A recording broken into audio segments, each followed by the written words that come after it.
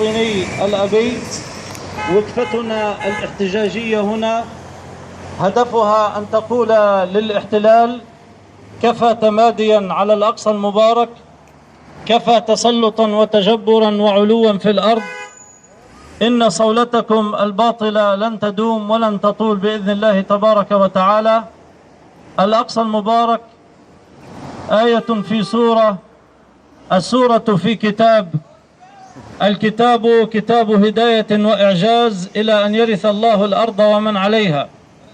المسجد الأقصى المبارك ليس قابلا للقسمة وليس قابلا للمستوطنين، بل نعده رافضا لكل صنف أو شكل من أشكال الظلم والعلو والاستكبار.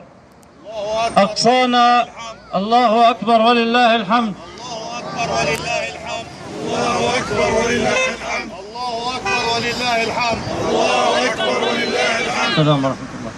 نؤكد مرة أخرى أن الأقصى المبارك حق خالص لأمة محمد صلى الله عليه وسلم.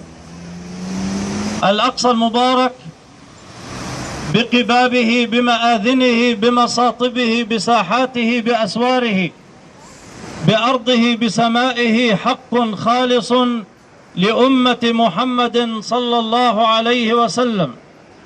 ليس لليهود تحديدا أي حق يستحقونه على ثرى الأقصى المبارك.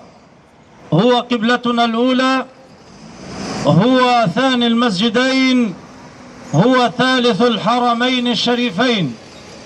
جئنا هنا ووقفنا هنا لنؤكد لحكومة المستوطنين المتطرفة أن إجراءاتكم التعسفية وأن ظلمكم وأن ترهيبكم وأن تخويفكم للحافلات وسائقيها. على فكرة قبل قليل الأخ أبو محمود تحدث عن أمس عندما كان بحافلته وإذ بسيارة المخابرات وفيها 3 عناصر من عناصر المخابرات تحيط بالباص، وبلغوه بعدم جدوى سفره إلى الأقصى المبارك لأنه سيمنع وسيحتجز الباص.